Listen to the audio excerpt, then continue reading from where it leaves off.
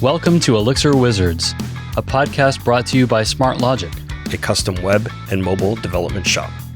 This is Season 13, The Creators Lab, where we're talking to innovators who are expanding what's possible with Elixir.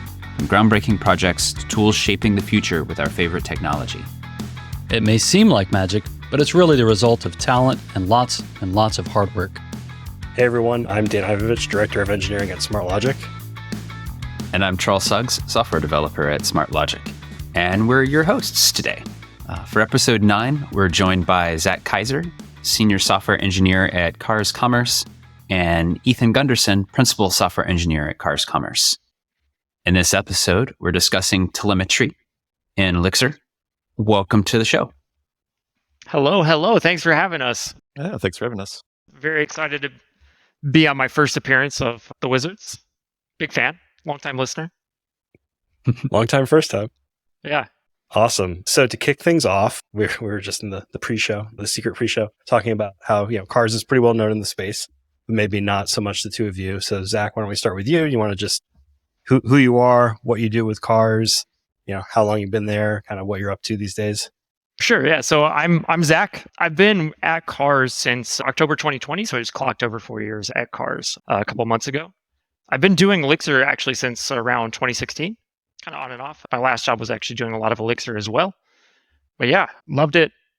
Loved Elixir so much that when I saw Cars was hiring, I wanted to go from working on smaller scale applications using Elixir to something that was going to be, much larger in size in terms of traffic and throughput and volumes and things like that.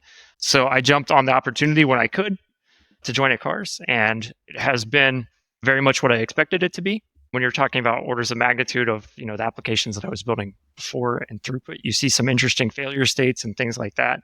Largely what I do at Cars, though, is I work across teams for the majority of my time there. I've worked on what we call the marketplace team, which is the team that actually backs the cars.com website and data ingestion for the website and things like that, as well as we have tooling for, admin users to use and dealerships to use and stuff like that to upload and work with their data. Largely what I've done is I've been kind of an interface between, like a SRE type role, adding instrumentation observability. So that's where the whole telemetry thing started at with me, was doing a lot of work in that space at Cars. And then also doing things on kind of like the intersection between actually running an Elixir application and then running an application in Kubernetes with Elixir. So doing a lot of stuff in that space as well.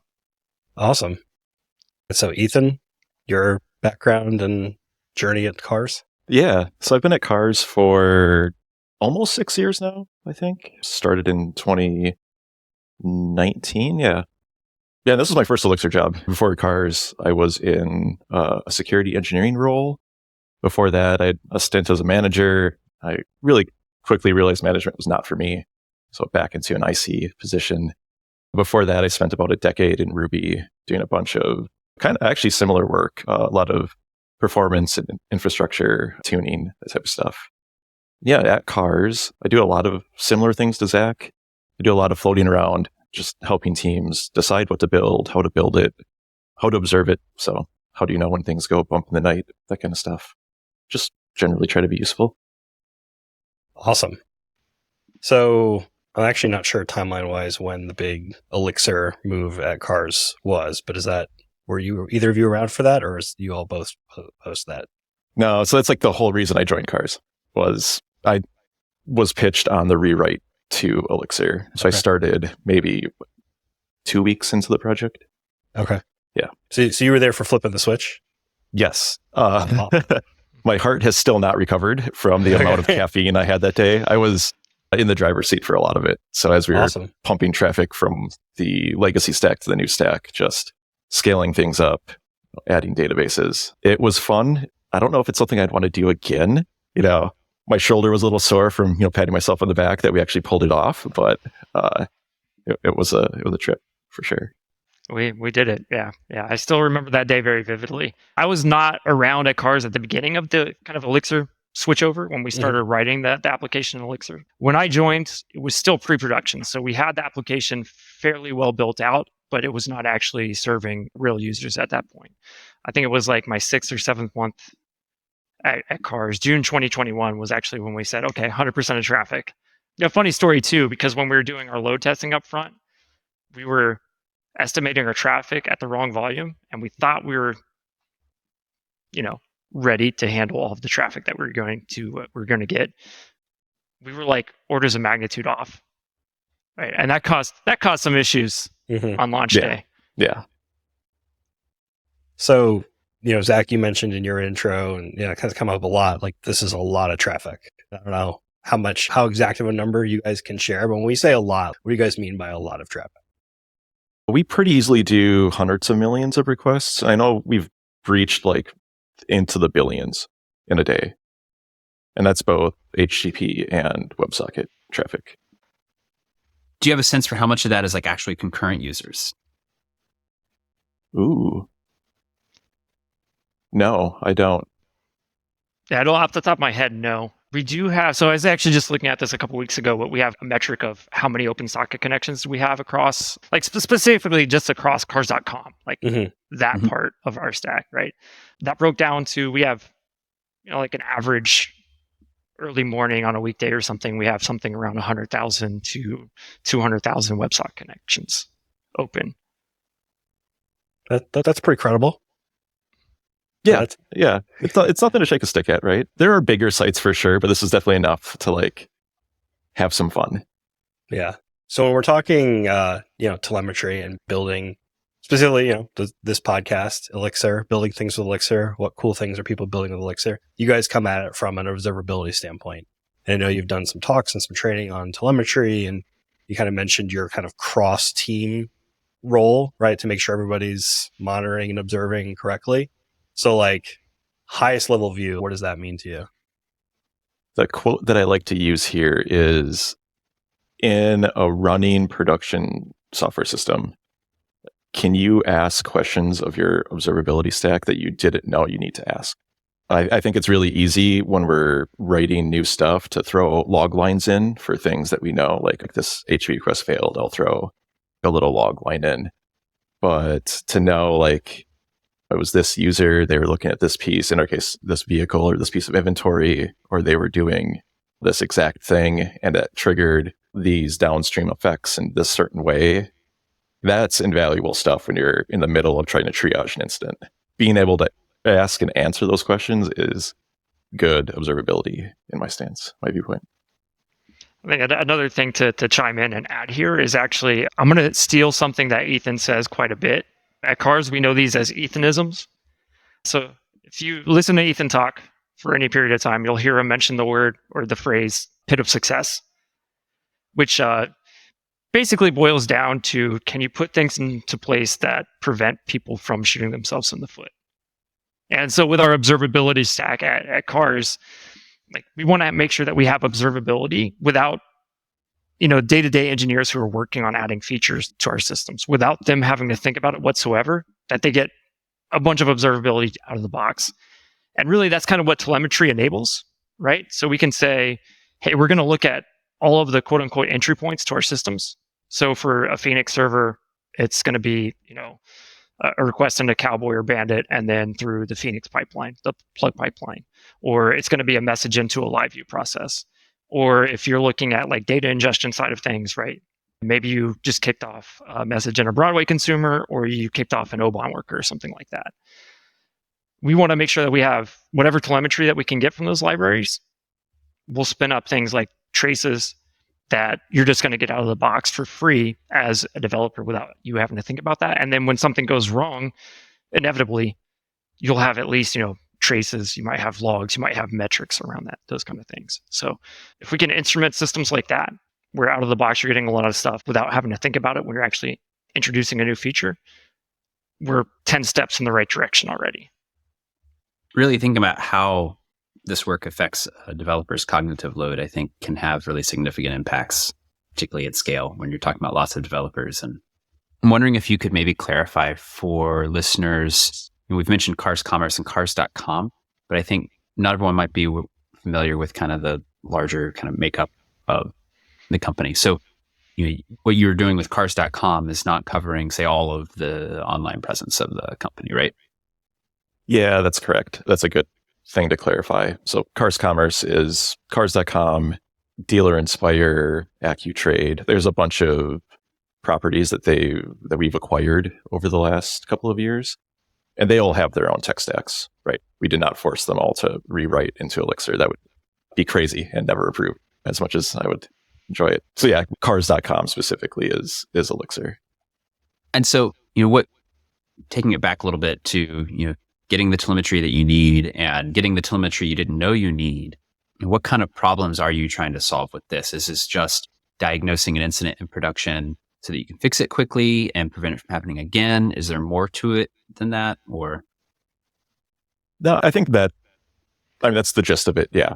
So our observability stack would feed into exactly that. If there's an active incident, or even just, error rates and overall latency is the request time where we want it to be. We can get into like SLO development, like we want certain requests to operate in some certain amount of time. This gets really important when you talk about like core web vitals. We really care about SEO. So we really care about the server response time on some of our pages. And so being able to set up monitors and alerts so we know when we breach that is pretty important to us, like outside of an active incident. And even getting to like, we're trending in the wrong direction, we should go take action before, Google penalizes us or something like that is important. so it's also quality of service and then also early warning to try to prevent an incident in the first place. Yeah. Perfect.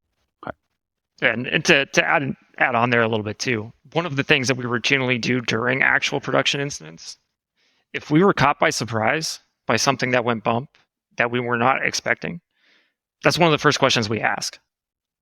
For example, is there a telemetry event that we could hook into to generate metrics that would help alert us of this? Are there metrics that we already have available that we're just not making use of as alerts, things like that, or we don't have monitors on these things?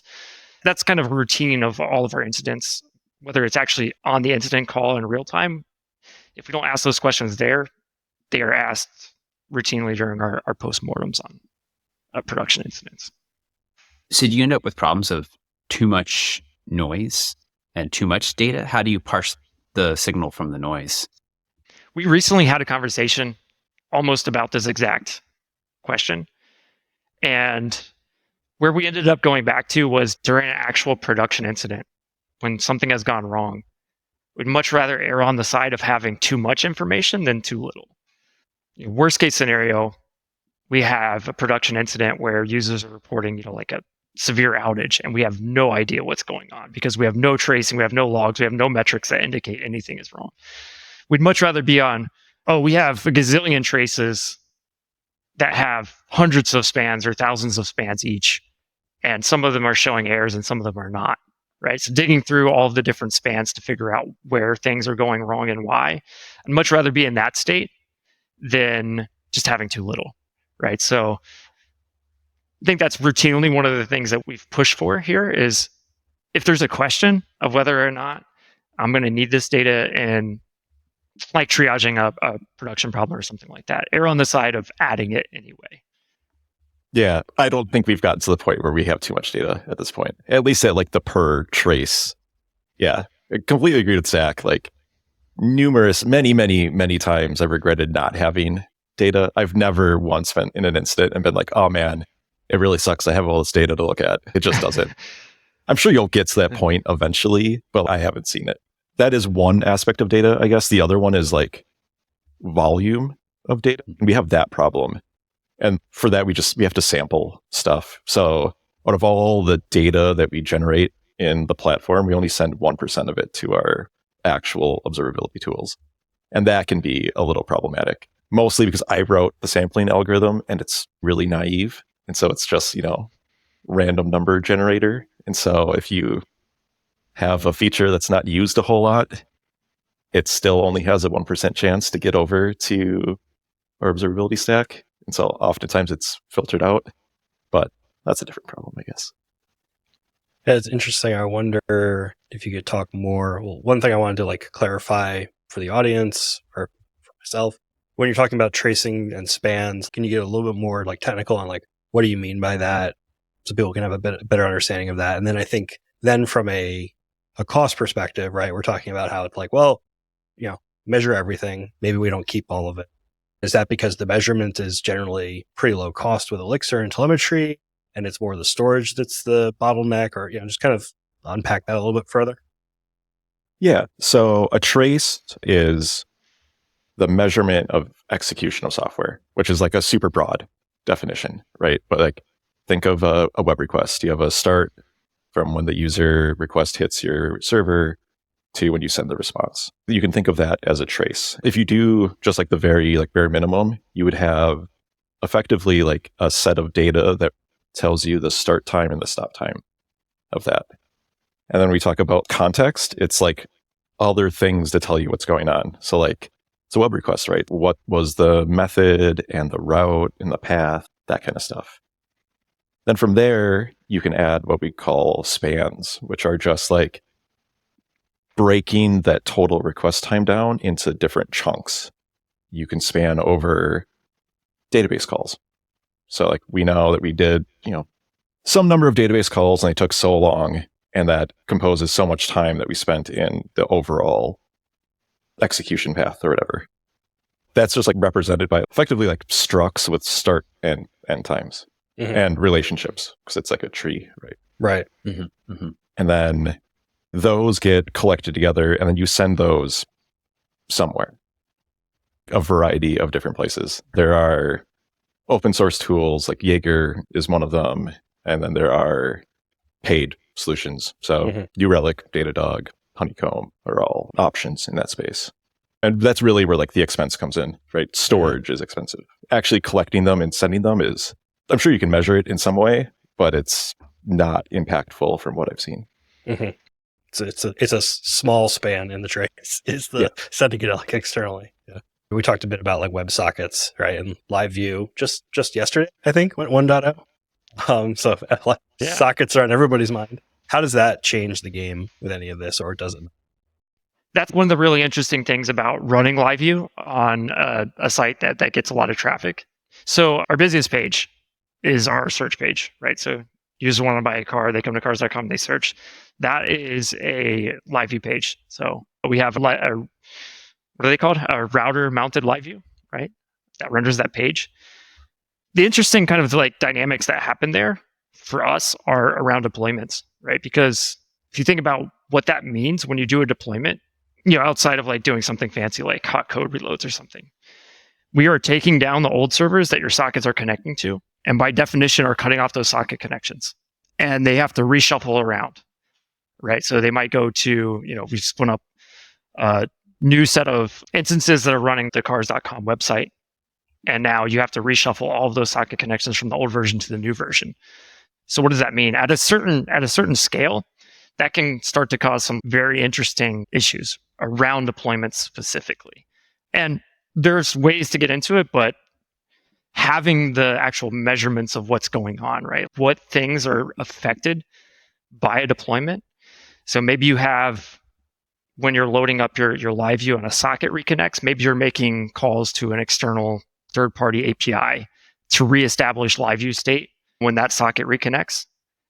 Well, if all of a sudden that third-party API is going from, let's say, 20 requests per second to, we've just reconnected all of our sockets, so they're getting like 50,000 requests per second now for a very short burst of those sockets coming over.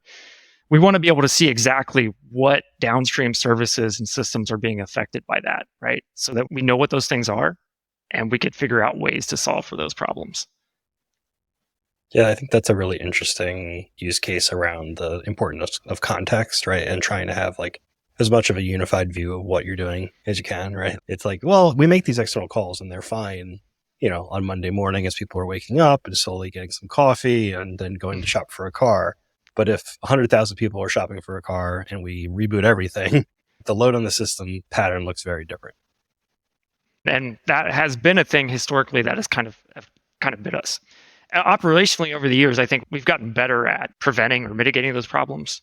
But that was one of our first big issues. Was it was just it was a lack of reading some very fine print in the Phoenix and the LiveView documentation. There's a thing called auto recovery, Phoenix auto recovery for forms, right? And so it's really smart in most cases. Like that is actually the behavior that you want. The default behavior is actually what you want in the majority of cases. But what we didn't know is on our search page, if you change any of the inputs, those are all forms. At the time, I think there was 6 of them. And we had the default auto recovery behavior on all of those forms.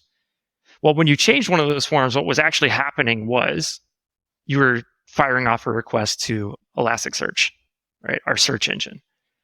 So if you think about what does that mean during deployments?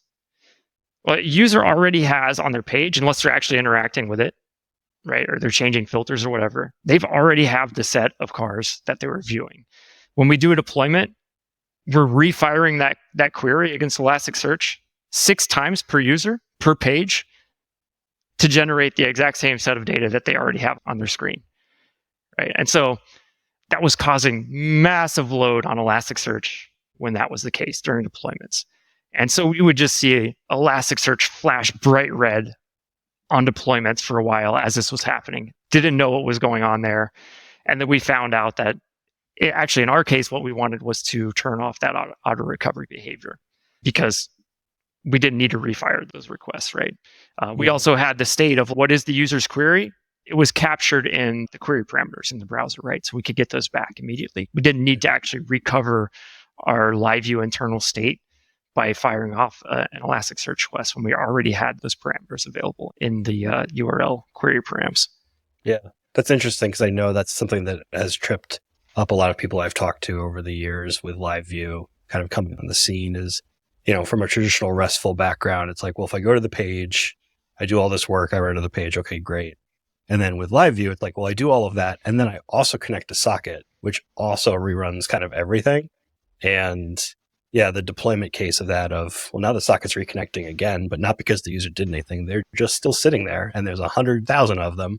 What is that going to mean? And so that's really interesting from a telemetry standpoint to be able to see that downstream impact of all of that work being done kind of twice or again or all at once.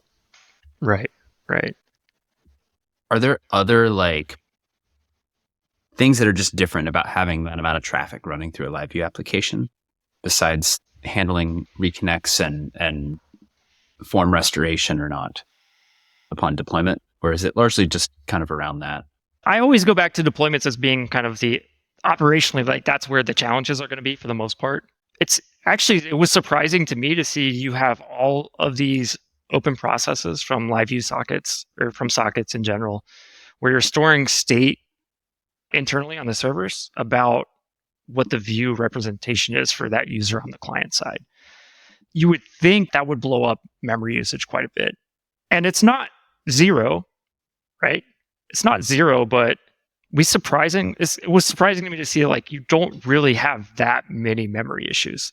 We could make our LiveView processes much, much leaner. I think in a lot of cases, we tend to throw a lot of stuff in there that maybe doesn't need to be in the actual state of the LiveView. But there have been just a few occasions where we've run into, okay, we're starting to hit memory boundaries here and we need to do something about this. Is there something different about instrumenting a large application like cars that sees, you're talking about millions of users per day, not entirely sure the concurrent number, but how would that be different from, say, instrumenting an application that has a few hundred concurrent users, maybe a few thousand at their peak for half an hour a day or something? Yeah, I think the actual act of instrumenting is basically the same. You still, want to start traces for all the things going on. You still want to add context. I think at that scale, though, you get the benefit of not having to worry about sampling or probably cost in general, which I think would be actually really fun. To be able to get all of the data that you're generating and just have a complete holistic picture, definitively, is take advantage of it while you can. So thinking then to the developers listening to this, right? You guys spend a lot of time trying to make the monitor all the things experience at cars better. If somebody doesn't have the two of you on their team to help, what should they think about with telemetry, or how should they kind of approach it?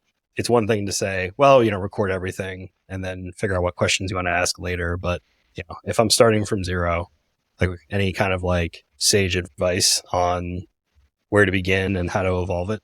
Yeah. So one thing we haven't talked about yet is another project called OpenTelemetry, which is I talked about like vendor specific stuff before. Like OpenTelemetry is a vendor agnostic specification for instrumentation data, which is probably the most like boring sentence I think you could ever say.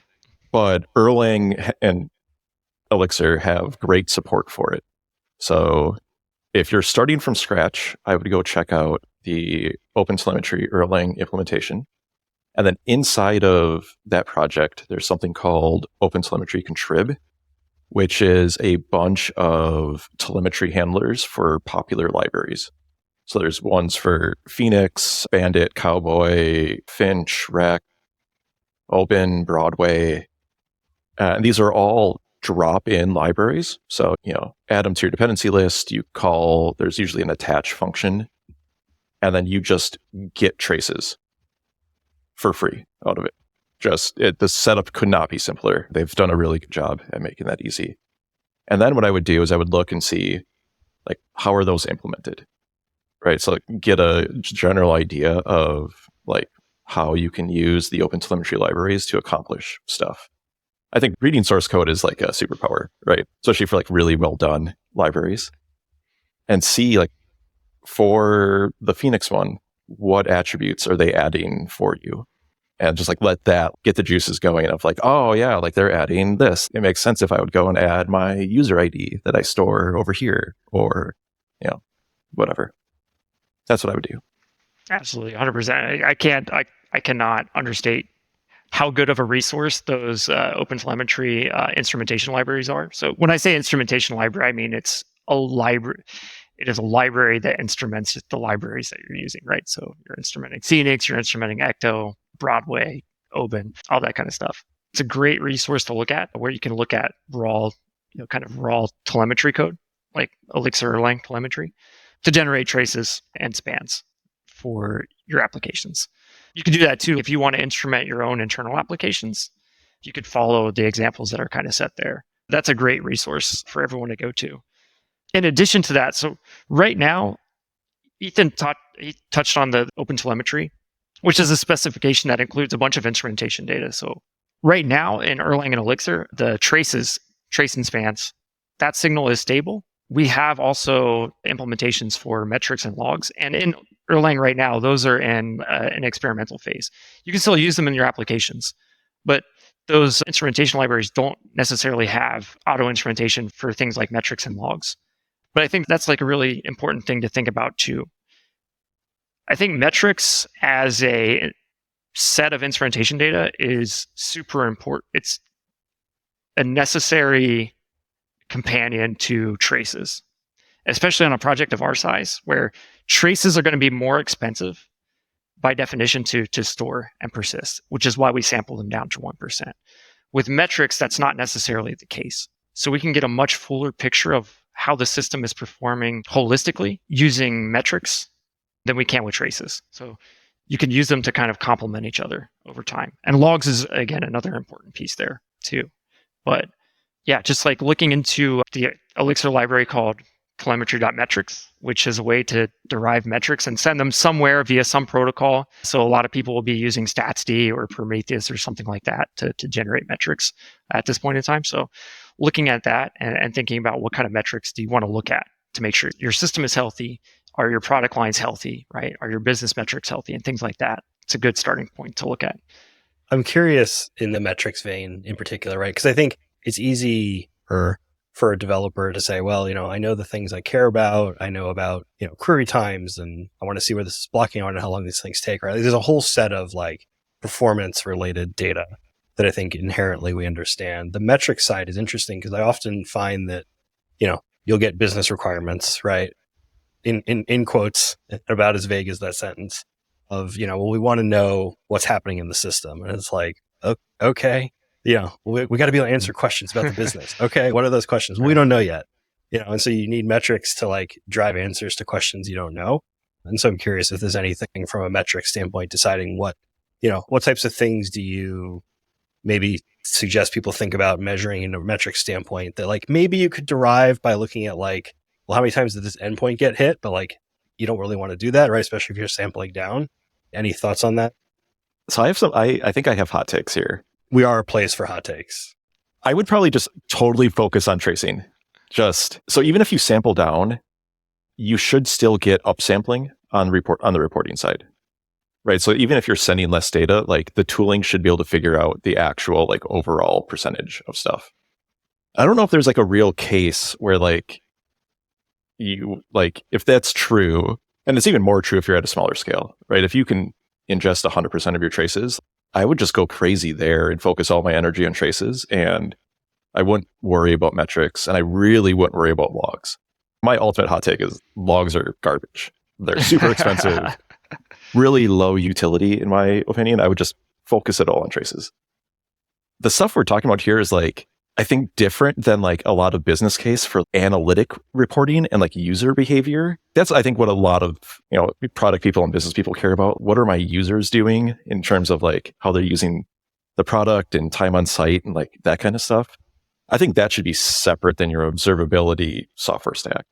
Maybe that's not always possible because of cost and other reasons, but I think like the use cases and how you want to view that data are just going to be different.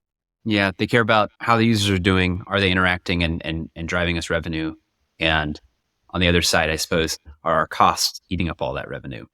Yeah, especially when you get into like tracking like user cohorts, like how do the users we acquired through this like marketing channel behave isn't something you're going to be able to get out of traces and metrics. There's just not the data there for it. So is there anything in the like Elixir telemetry, OpenTelemetry space that you are not taking advantage of that you would like to, or what's kind of like in your rosy future of telemetry, in the Elixir space? So there is, this was kind of recent news to me.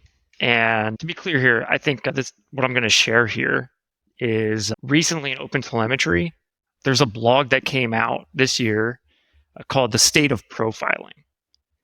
And in this blog post, they talk about adding support for a thing called a profiling signal, which is a separate signal from the 3 pillars of observability, which are what we talked about: traces, metrics, and logs. There is, from what I could tell, there is very new initial work being done on the Erlang side, or the OpenTelemetry Erlang project, which encompasses Elixir too by extension, to get profiling added. So I think like that's a really interesting thing that will come down the pipe in the future. And maybe we use it, maybe we don't. But I think it's a really cool thing to look at, especially if you've been in the space for a while and you're looking for kind of like, where is the ball going in the future? It might be an interesting thing to look at. Can you describe for our listeners what is profiling versus other telemetry and metrics that we're collecting and talking about? You're trying to get a look at how the system or application kind of performs and behaves in like a very kind of dynamically, right? Mm-hmm. So I'm interested in like this one component of my system that is behaving weirdly. I want to go throw on profiling and see what exactly is happening there, right? What function calls are being run, which you could do with tracing to a certain extent, right? Mm-hmm. How long are they taking? Are there weird inputs or unexpected inputs that are causing this to behave in strange ways and things like that? Is kind of one of the things that you might want to reach to profiling for. Yeah, I think that's something we see a little bit, or at least I feel like I've come across when dealing with more like JavaScript heavy things or mobile app heavy things where the performance on device matters a lot, right? And so profiling becomes a big part of that, and sample sizes and all of that. I think the idea of then mixing that into telemetry and saying, okay, yeah, we know what our P99 is for our database, but once we have the data, like flame graph, how's that performing? How are we crunching that? Right. Maybe not so much on the web request side, but certainly in your like Broadway pipelines or other places where you're doing more heavy calculation, how can we layer in that profile data? Sounds super interesting. Absolutely. Yeah. Cool. It's a really cool tool. And I think people who've done JavaScript development for long enough will you'll know, right? Like you'll have gone into the dev tools and have profiled your page on certain occasions. So let me go grab a profile really quick. If you've done that before, you might have some experience with profiling and what it provides. Nice. Ethan, how about you? Any dream list for observability at cars or in Elixir? I don't think I have anything now. I'm pretty happy with the state of things right now. Like I'm looking forward to, as much as I don't like metrics and logs, like having an Erlang compliant implementation of those two things will be nice. But no, things are good right now. It's a good time to be a developer if you care about the space, for sure. Can't agree more. So you guys have spent some time trying to help educate developers on this stuff. It's primarily a big part of your role at Cars. Anything you guys want to plug in terms of future knowledge sharing around telemetry or observability? So this will be my first public plug, I think, for this. But Ethan and I are currently working on a book called Instrumenting Elixir Applications. And we're working on this with PragProg. The book has not yet been released in beta form, but we're expecting that to come sometime early next year. So early 2025. We've just got to do a little bit more buttoning up on where we're at right now. And then hopefully that will be available, at least in beta form, in early 2025. That's exciting. So the real reason that Ethan doesn't want anything new to come down the line is because you don't have to rewrite those chapters. It's already happened. We published chapter 1. Yes. And then like a day after we published chapter 1, which is about telemetry, the Elixir Erlang library, Yeah. they made a change to it. And it was a change to something that we specifically talked about in the book. Of course. There you go. Right. It was minor, but it was like, okay, now we have to go back and rewrite. So It's the trouble with books. Right. Yeah, so chapter 1, we've had some rework. Chapter 2 is all about metrics. And right now, there is no OpenTelemetry integration with telemetry metrics. I mean, one problem with this whole space is like the word telemetry is like massively overused. Mhm. Telemetry.metrics is a library that helps you emit metrics. It's whatever that is. It could be StatSD, Prometheus, whatever. There will be another adapter for OpenTelemetry, right? That is being worked on right now and certainly will be done by the time the book comes out. So we'll have to go back to that chapter and add that in. Yeah. Yeah, at least now with ebooks, it's a little bit easier to push out an update for folks and not have to go back to a printer and print a bunch of copies and have a lot of hard copies that are just out of date. Yeah. Exactly. Are there other monitoring tools, but still using Elixir, that you think would work here or that are worth spending time with? Or is this more of, Elixir is a community where we don't have a million different tools that do the same thing. We've really focused on having one or two that do it really well. I would definitely say I would rather everyone focus on telemetry at this point. I know it's something that I kind of harp on, both when we develop libraries internally and when we bring in new libraries. If there's two libraries that are completely equivalent in every way, but one of them has telemetry events and the other one has, some callback systems are really popular, right? Register a module in config and we'll do something similar. Like I'm going to pick the telemetry one. The mind share of the community is really powerful in just consolidating on one tech choice. And it's not, I don't know, it's a simple thing too. Like the telemetry library is like one module and maybe 300 lines of code. Like it's really easy to figure out. So it's not even like we're asking people to go and learn this really like complicated thing. So I think that is also another benefit is it's kind of simple to understand what's going on here. So yeah, I don't know of another like competing tech choice outside of telemetry. I just agree with Ethan. I think telemetry, the library itself, is very approachable. Like you said, just maybe a few hundred lines of code, starting there and getting the entire community to kind of buy into it was just a huge. Like you could see when telemetry was announced to when it was adopted, it was almost like it happened overnight, where folks were going from having hardly any instrumentation, or maybe they were using like a paid solutions like SDK or something, like a proprietary SDK or something like that to generate things like traces or metrics or whatever, to, almost within the span of a couple of years, all of a sudden, all the major libraries in Elixir are using telemetry. They're all generating telemetry events. They all document the metadata that they're adding. They all document the measurements that they're taking. And you could build a ton of different observability off the back of those things. So starting there at telemetry is a great place to start. And the more the community buys into it, the more you can lessen the burden on, where do I start with observability for day-to-day engineers working on products. This has been really great.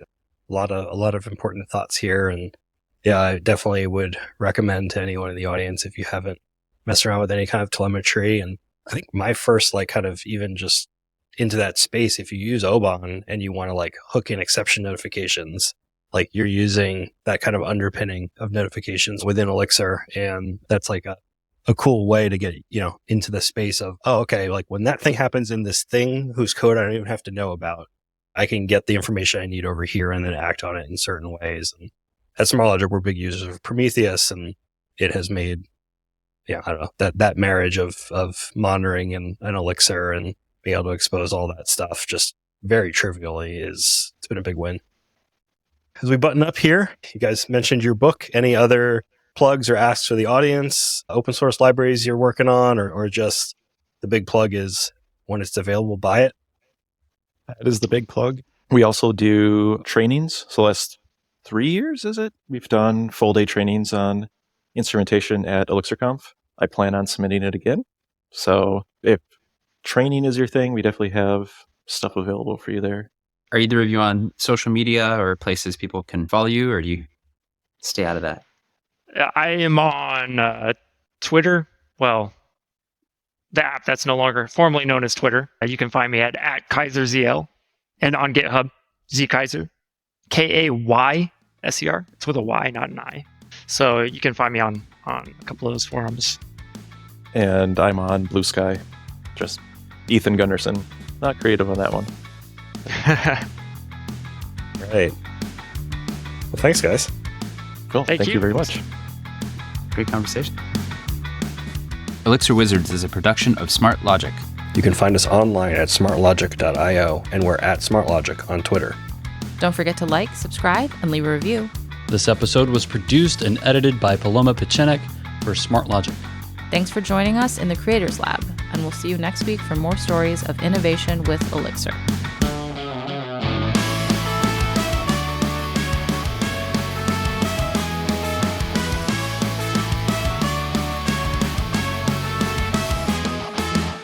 Hey, this is Yair Flicker, president of Smart Logic, the company that brings you this podcast. Smart Logic is a consulting company that helps our clients accelerate the pace of their product development. We build custom software applications for our clients, typically using Phoenix and Elixir, Rails, React, and Flutter for mobile app development. We're always happy to get acquainted, even if there isn't an immediate need or opportunity. And of course, referrals are always greatly appreciated. Please email contact@smartlogic.io to chat. Thanks, and have a great day.